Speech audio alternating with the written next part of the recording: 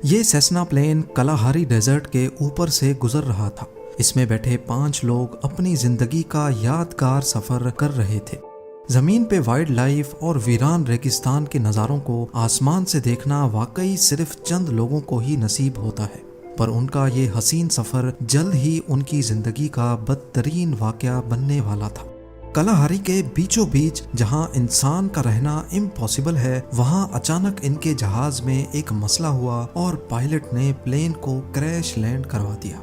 Zeme TV की videos में एक बार फिर से खुशामदीद। नाजरीन, साउथ अफ्रीका में वाक़े Kalahari desert 9 lakh square kilometre के एरिया पर फैला दुनिया का छठा बड़ा डेजर्ट माना जाता है। ये अफ्रीकन सहारा की तरह इतना खुश्क तो नहीं है और इसी वजह से यहाँ 320 अलग अलग किस्म की वाइल्ड लाइफ बसती हैं, जिनमें शिकारी जानवरों की बात की जाए तो शेर, चीता और जंगली कुत्तों समेत अफ्रीकन हाथी भी शामिल हैं, जो अपने इलाके में किसी को भी बर्दाश्त नहीं करते। इस वाइल्ड लाइफ को देखने के लिए दुनिया भर से लोग साउथ अफ्रीका में डेजर्ट सफारी के लिए जाते हैं। अब क्योंकि ये डेजर्ट इतना बड़ा है कि इसको साउथ अफ्रीका की 3 कंट्रीज आपस में शेयर करती हैं, जिनमें बोट्सवाना के पास कलाहारी डेजर्ट का सबसे बड़ा शेयर है। बोट्सवाना के कैपिटल गैब्रोन में एक कोरियर कंपनी के executive director Karl du Plessis ने एक प्राइवेट प्लेन चार्टर किया। वो अपने दोस्तों को कलाहारी डेजर्ट के शानदार नज़ारे दिखाते हुए उनको 600 किलोमीटर दूर मॉन नामी एक गांव में लेकर जाना चाहते थे। उनके इस ट्रिप का मकसद एडवेंचर के साथ साथ एक बिजनेस इवेंट को कवर करना भी था।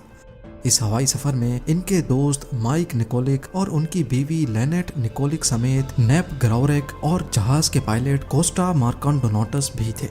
ये जहाज ट्विन इंजन सेस्ना 414 था, जिसमें ये 5 लोग बहुत एक्साइटेड होकर सवार हो गए।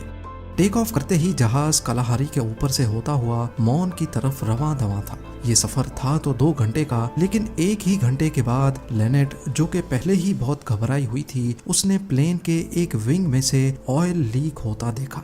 पहले तो उसने समझा कि ये नॉर्मल है, लेकिन फिर उससे रहा नहीं गया और उसने अपने हस्बैंड से ये बात शेयर की। जब पायलट कोस्टा को बताया गया तो उसने एहतियातन प्लेन का वो इंजन बंद कर दिया जिससे ऑयल लीक कर रहा था। पायलट के हिसाब से इसमें कोई खतरे की बात नहीं थी, क्योंकि सेस्ना 414 में अभी भी एक इंजन बचा था। पर क्योंकि अफ्रीकन डेजर्ट में कड़कती गर्मी की वजह से यहाँ की हवा बहुत पतली और खुश्क होती है, इसी वजह से प्लेन को अपना एल्टीट्यूड मेंटेन करने के लिए दोनों इंजन्स की पावर रिक्वायर्ड थी।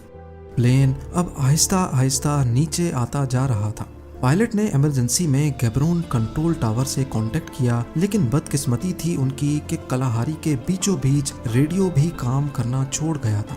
अब जहाज को बचाने का एक ही तरीका था कि इसको खुद से किसी सीधी जगह पर लैंड करवा लिया जाए। ये जहाज वैसे ही काफी कम एल्टीट्यूड पे था, इसी वजह से पायलट को जल्द ही कोई लैंडिंग स्ट्रिप ढूंढनी थी। पायलट को नीचे सिर्फ छोटी बड़ी चट्टानों और झाड़ियों के सिवा कुछ नजर नहीं आया, यानी कोई प्लेन जगह नहीं थी।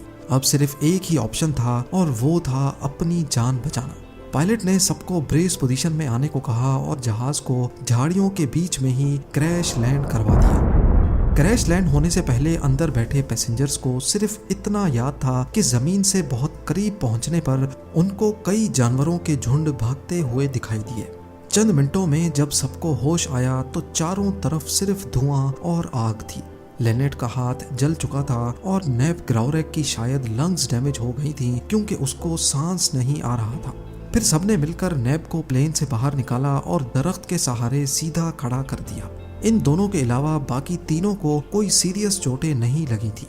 अभी उन्होंने खुद को संभाला ही था कि प्लेन से लीक होने वाले फ्यूल ने आग पकड़ ली और पूरा प्लेन एक जोरदार धमाके से फट पड़ा। आपको यहाँ बताते चलें कि हर प्लेन में एक इमरजेंसी ट्रांसपोंडर होता है, जो रेडियो खराब होने की सूरत में प्लेन की लोकेशन कंट्रोल टावर को भेजता है। जब पायलट ने ये एतराफ़ किया कि सेस्ना 414 में इमरजेंसी ट्रांसपोंडर नहीं है, तो सबके पैरों तले जैसे जमीन ही निकल गई। यानी इसका मतलब था कि इतने बड़े डेजर्ट में उनकी लोकेशन अब किसी को भी मालूम नहीं है। कलाहारी के किसी वीरान हिस्से में ये लोग दरख्तों के बीच में फंसे हुए थे, जहां ना इनके पास अब पीने को कुछ बचा था और ना ही खाने को। 2 जनों को जल्द अज जल्द हॉस्पिटल पहुंचाना बहुत जरूरी था, क्योंकि वो जिंदगी और मौत के बीच में लटके हुए थे। सबको यही उम्मीद थी कि जल्द ही कोई रेस्क्यू टीम आएगी और उनको यहाँ से निकाल जाएगी, पर रेस्क्यू टीम तो तब आएगी जब उनको मालूम होगा। बगैर लोकेशन के अगर रेस्क्यू टीम इनको इस वीराने में ढूंढना शुरू भी करे, फिर भी यहाँ तक पहुँचने में उनको कई दिन लग सकते हैं। इतने में दिन ढलने लगा और उन्होंने प्लेन की आग को इस्तेमाल करके एक बॉन फायर लगा ली। सारी रात खूंखार जानवरों की आवाजें इनको झाड़ियों से आती रहीं, लेकिन शायद वो बॉन फायर ही थी जिसने जानवरों को दूर रखा हुआ था। अब दूसरे दिन का आगाज हो चुका था, लेकिन रेस्क्यू टीम का दूर दूर तक कोई नामो निशान नहीं था। पांचों की हालत बद से बदतर होती जा रही थी। डिहाइड्रेशन की वजह से इनके गले खुश्क हो चुके थे। सुबह सवेरे इन्होंने पत्तों पर पड़ने वाली ओस को पीना शुरू कर दिया, पर अभी चंद कतरे ही पिए थे कि सूरज सर पे आने लगा और ये ओस भी गायब हो गई। इतने में दूर से इनको किसी जहाज की आवाज सुनाई दी। इस उम्मीद में कि रेस्क्यू टीम यहाँ तक पहुँच गई है, इन्होंने आसमान पे अपनी नजरें जमा ली। इन्होंने देखा कि एक पैसेंजर प्लेन ठीक इनके ऊपर से गुजर रहा था। इन्होंने धुआं छोड़ा, आवाजें दी, लेकिन सब बेकार था क्योंकि इतनी ऊंचाई से इनको नोटिस करना करीब नामुमकिन था। अब उनको यहीं अपनी मौत दिखाई दे रही थी। यहाँ पड़े पड़े या तो ये भूख प्यास से मर जाएंगे, और अगर बाहर निकले तो शायद ये जानवरों की भूख का शिकार हो जाएं। आखिरकार एग्जीक्यूटिव डायरेक्टर कार्ल और पायलट ने इस खतरनाक डेजर्ट में मदद ढूंढने का फैसला किया। ये फैसला था तो बहुत खतरनाक, लेकिन इसके सिवा और कोई ऑप्शन भी नहीं बचा था। वो लोग मदद की तलाश में जख्मी साथियों को पीछे छोड़कर रवाना हो गए।